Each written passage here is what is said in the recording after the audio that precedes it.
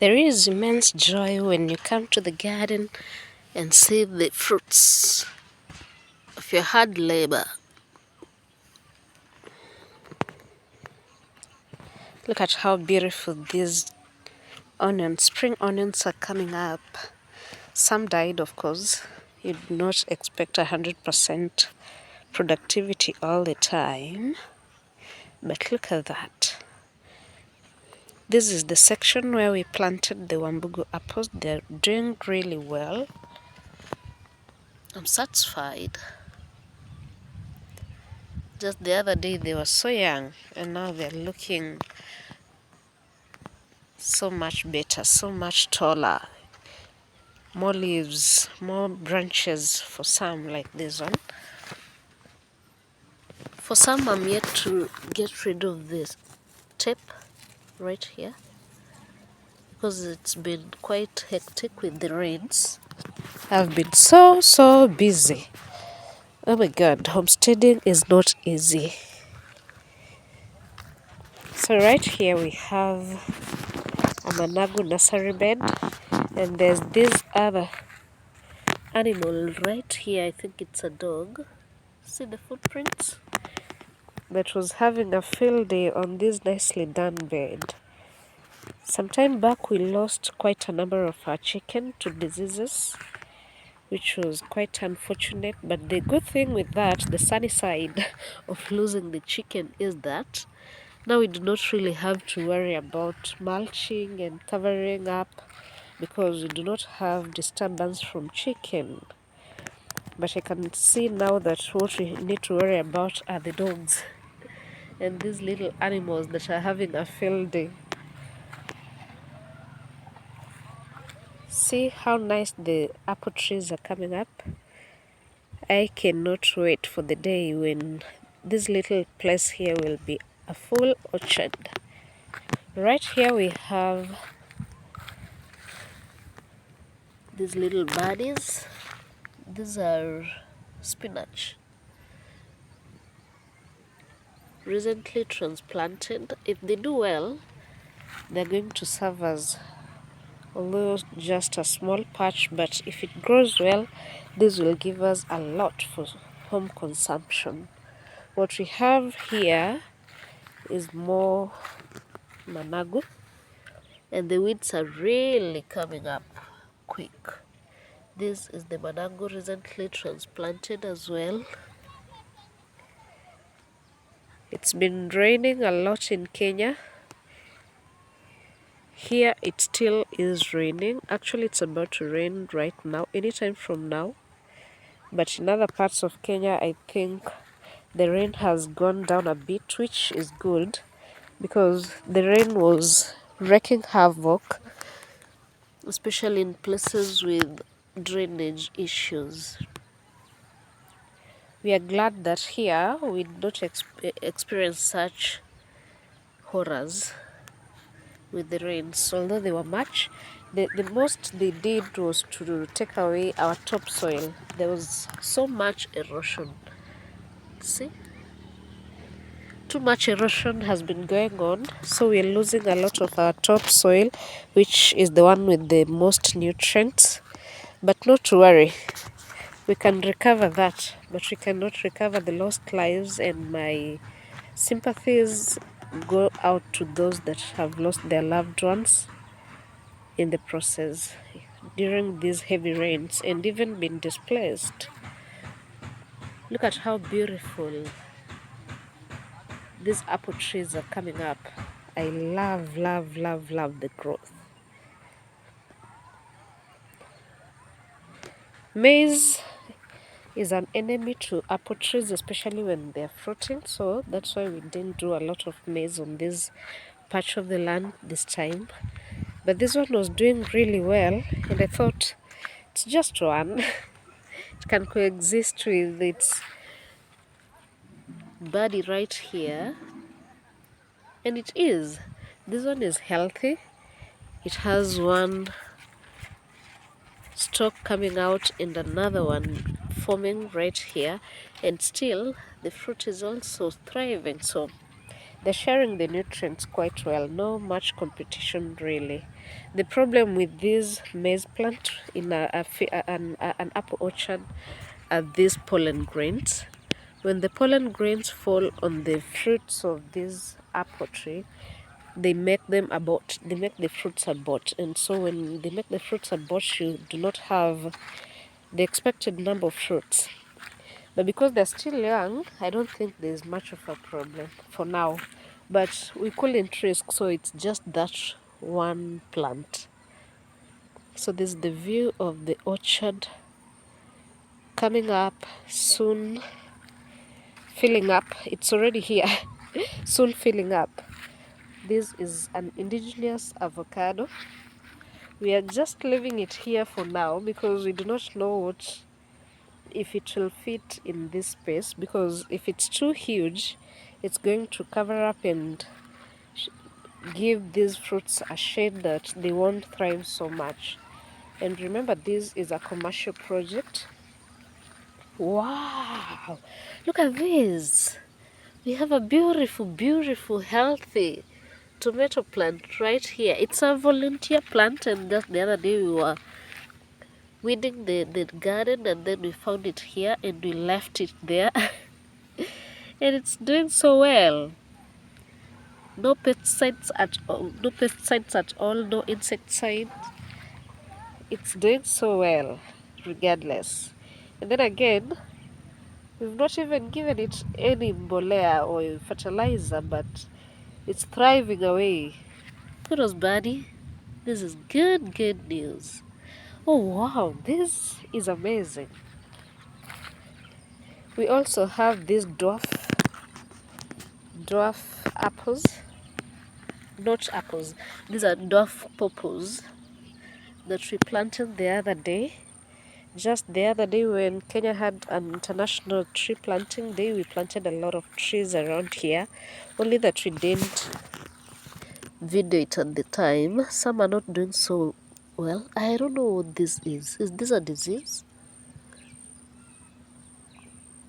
Looks like white rust. No, it's not coming off, but it's definitely not going to survive. So that is that. We're losing that one, but we have all these other ones right here that are thriving. So we are grateful for these ones.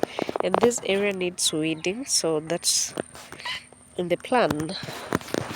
So this little thing here is preserved for the cocoa trees. We had this gravelia already growing here before we extended the land to this other side, all the way up to the where the maize plantation starts. So we just added that. So we're leaving it there, but over time we'll have to cut it down because it's just in the middle of the garden. And then here is another nursery bed for managu, the broad-leaved managu. We call it rasta. Here it's called rasta managu because it's not the kienyeji managu. It's right there. This one and the managus. This. So there are a lot of weeds, but when they're young, it's not so easy to differentiate. So I let them grow a little bit before I can now pick out the weeds easily.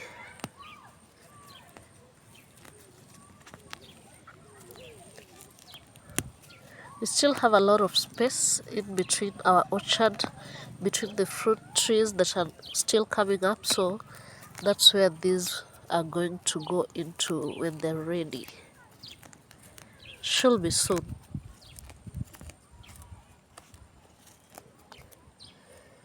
Coming up quite well. And this is going to be a lot of manago.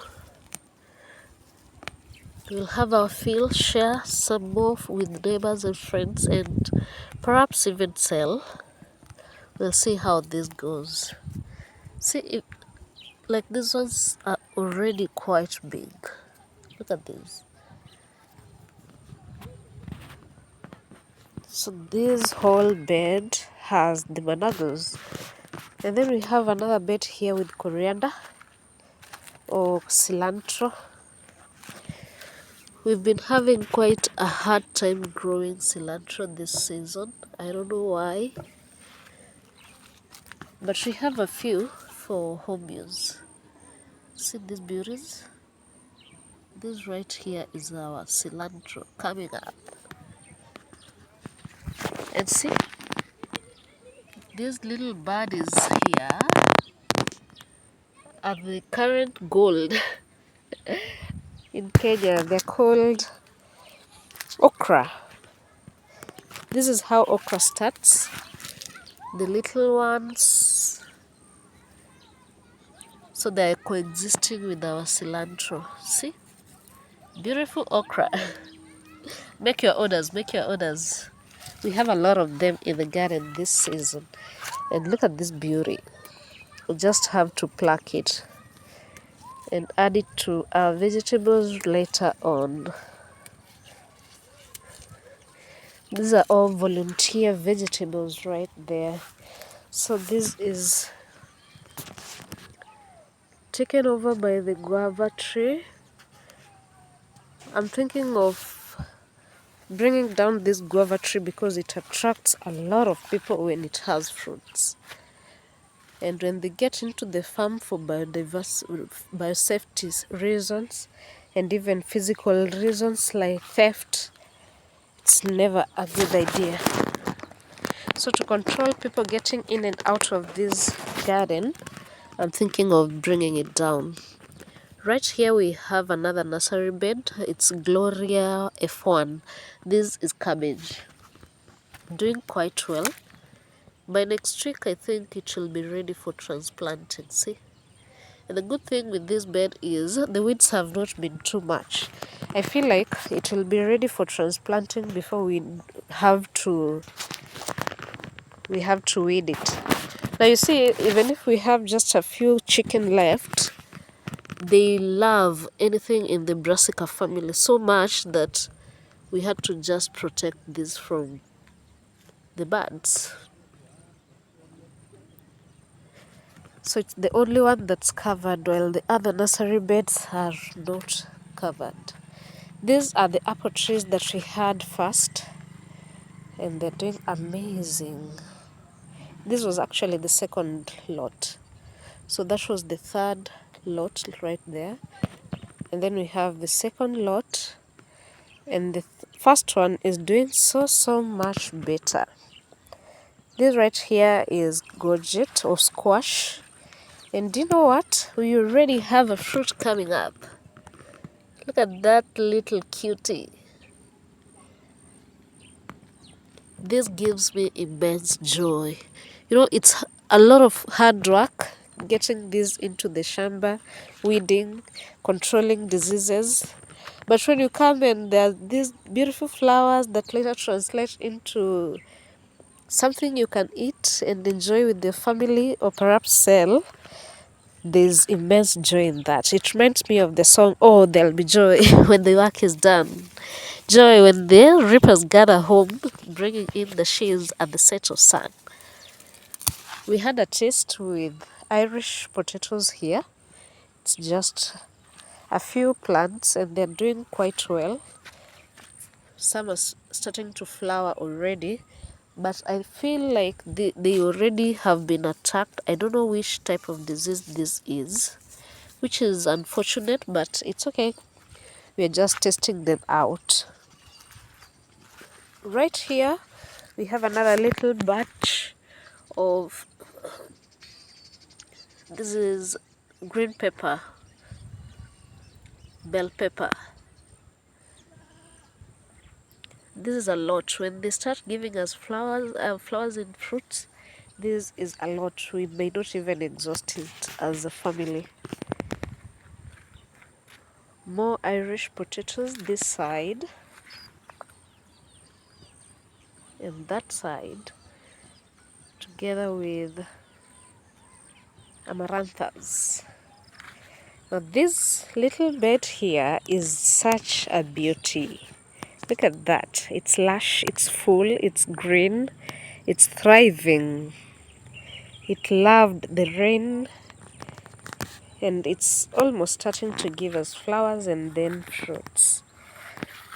Look at this. This right here is how green grams grow. Not really green, the western, we call it western dengu. I don't know the English name for that. It's called western dengu in Kenya. And this little thing here gives a lot. Stay tuned here and I'll show you the harvest when we're ready. And do you know I had this transplanted here because they were growing all over and they grow so tall. They grow too tall and then they give us they coil, they're climbing plants actually. So soon I'm going to give them support to start climbing. So when they do that, they tend to overpower the plants that are planted close, apart from maize, of course. So I planted this maize here, but it was too late. The dengu had already gone up, so I'm not sure how that will be, but I'm just leaving them there. But again, because they were now intertwined with our apple trees, I thought they'll overpower them, but rather than just throw them away, I transplanted them here, and everyone was laughing and saying that can't work. But see what is working. So we could have lost all these. They were volunteer western dengus growing on the other side with the apples, because the last season we planted them and the pods tend to open and drop the seedlings, or rather the seeds, when they are not picked in time. So because they dropped, they gave us these beauties here, and then we transplanted them and they're doing really well. I know from this area we're going to have enough to take us for weeks, because these things grow for weeks. You just come in, pick today the ones that have dried, tomorrow you'll have new ones that have dried, just like that. This might look like a bush with a lot of weeds, but it actually is a coriander bed. We're having a really twisted relationship with coriander, me and coriander. But we're trying to figure it out. I've planted it so many times and then it fails me, and then I give up, and when I give up they start now coming up. So we are yet to weed this area because we've been having a lot going on that I'll show you in another video, in the next video. So this part is chaotic. I'll show you when we are done weeding. We've started weeding from